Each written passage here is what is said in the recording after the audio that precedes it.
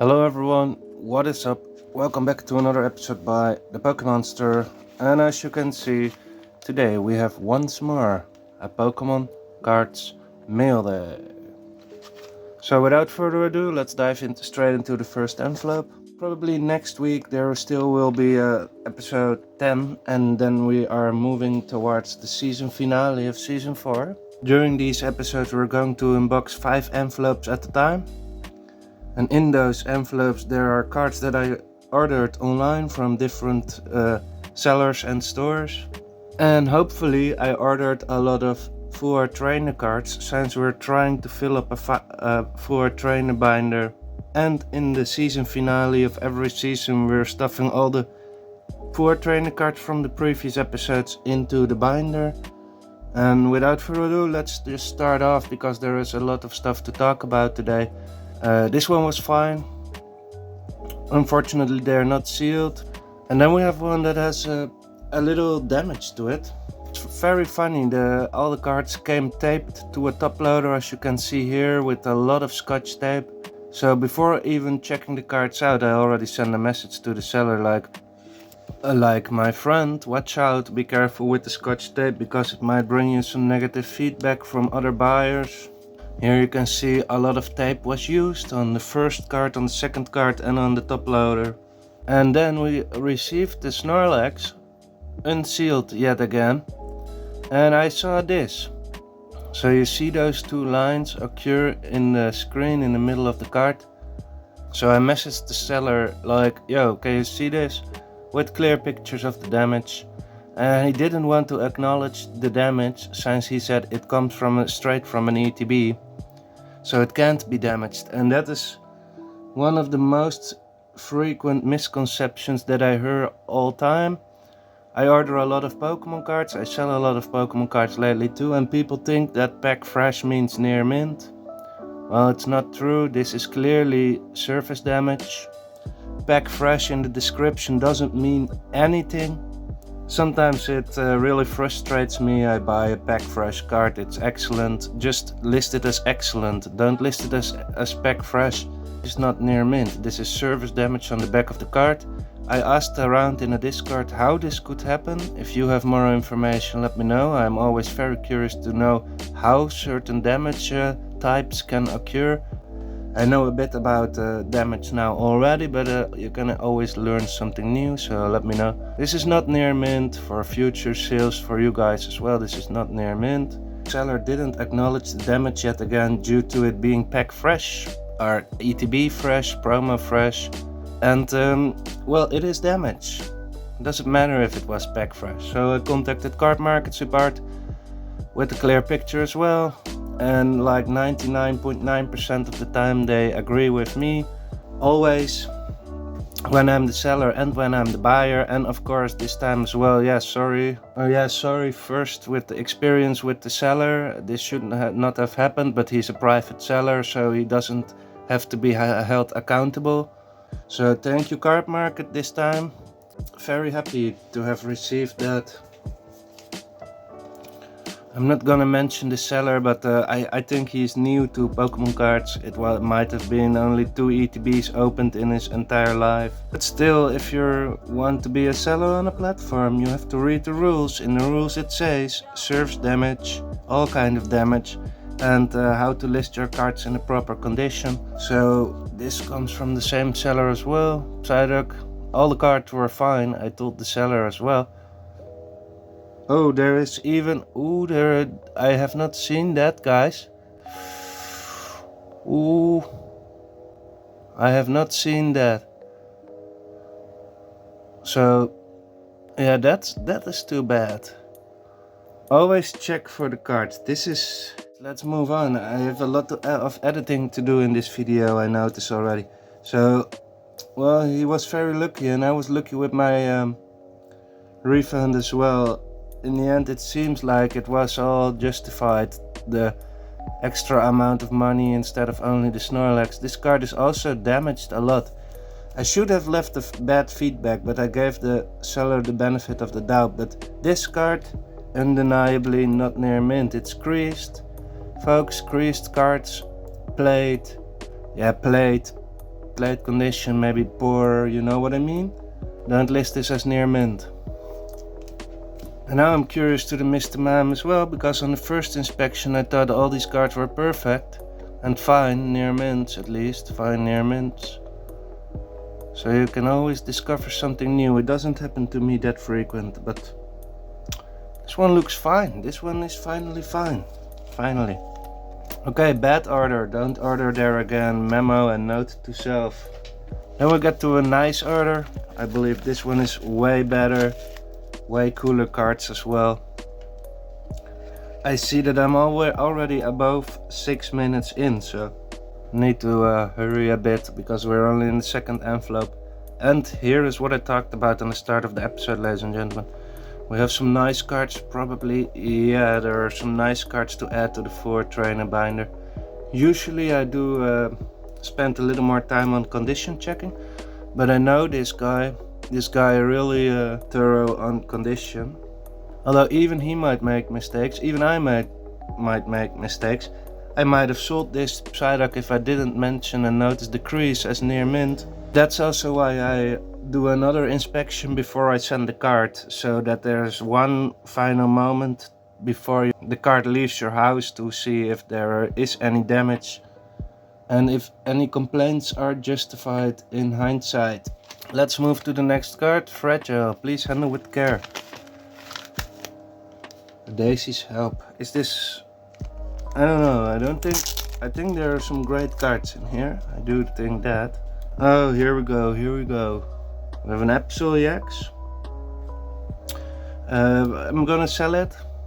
We have a Puppy, I'm gonna sell it also. I have sold a Pidgeotto and I wanted to have this one back in my collection. I didn't really want to sell the Pidgeotto, but he was looking for it and he purchased some other cards, so I sold my own Pidgeotto. Now I have one back. We have a Vegeta, and let's take a better look at the desk. And we have a Water Energy.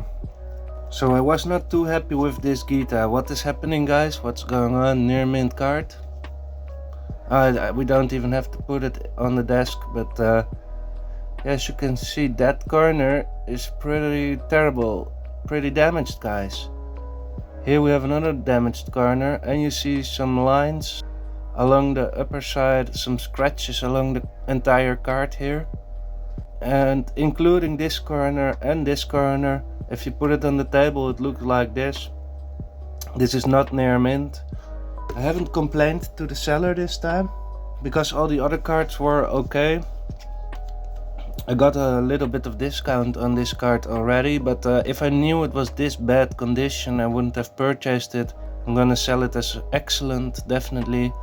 Might get a 5 or a 6 in this condition, by far no 7 or 8.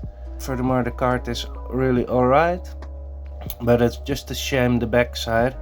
And I don't, to be honest with you, completely honest, I don't know if I received a refund afterward or a discount in advance, but I didn't know about the damage in advance, and this order has been sitting here a while. The problem is with buying near mint cards and receiving excellent cards, there are not always that many customers for excellent cards. So even if I get a discount, I have a part of my money back, which is nice, and sometimes I get a full refund. I have to admit that as well. But most of the time it's a partial refund, and then I'm stuck with a damaged card that I'm not able to sell for still with the discount the amount that I paid. You know what I mean? I will never get the money back that I paid for it, plus extra work. Yeah.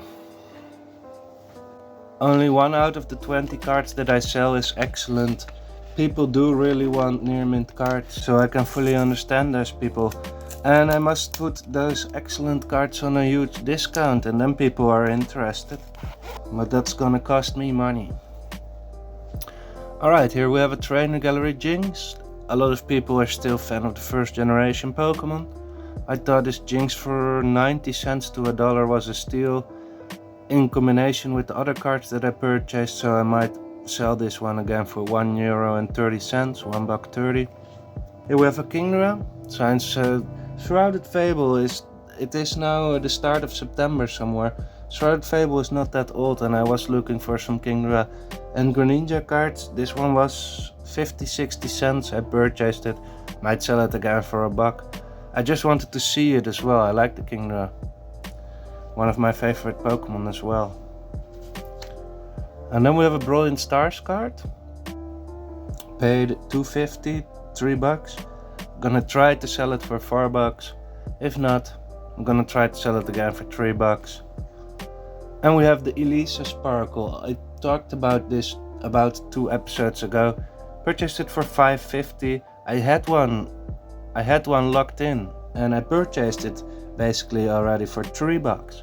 I was so happy, and then the guy said it's not in stock. So I think he just wanted to get more for the card, because the next lowest listing after his $3 cards was this $5.50 card. So he just said he didn't have it in stock, and I ordered another card as well, and very funny, he didn't have that one in stock too. Very coincidentally. I'm not really a rainbow collector, but I talked about this 2 episodes ago. Like I said, I think all rainbows below $5, this one was $5.50, but still, I think it's really, it's really a steal getting rainbows under $5. Maybe they're not that wanted, but they're still that rare. Hyper rare, pulling on hyper rare is pretty nice. So I might not collect it. I might put it up for sale for $7, maybe $8. And maybe I'm gonna keep it for a while. I like Elesa Sparkle. I ordered some non-rainbow, some regular forwards, and those are going into the binder definitely. I remember this order as well. Funny, this is the Quaquaval, something like that. $1. Might want to sell it for $2 again, and $1 only. The Okidogi, I had to buy some Shrouded Fable, and then the Japanese part, I had to buy it. Or is this Twilight Masquerade? I don't know. It's Akira Egawa. I have mentioned that artist before. I do like the art style, and I wanted to have one of these cards. Ooh, nice. So I'm a bit of a chess fan, and I started to collect some Bisharps, Pawniards, and King Gambits. I'm gonna keep it probably. I paid $2. I think I'm gonna keep it. And a Pikachu from 151 going straight up back online. I paid $6. I don't know. I'm very curious to see when this video gets uploaded what the price is. I paid $6. I'm usually able to sell them for $8. So let's see when this video gets uploaded where the price point is, and I will mention it maybe in the comments if I don't forget. And I'm curious to see the price point of all the full art trainers as well. Hopefully I have been able to get rid of the cards that I want to sell by the time this video gets uploaded compared to when the video is recorded. Since there is a couple months difference currently, I'm stacking up on episodes and we're only doing 1 episode a week. So yeah, thanks everybody for watching. If you're interested to see my journeys in Pokemon Card Mail Days and other episodes, definitely, we're not only doing mail days. Make sure to subscribe to the channel, and if you like this kind of content as well, leave a like on the video. And I wish you all a good day and a good weekend in advance. Catch you all on the next one. Pokemon Stroud.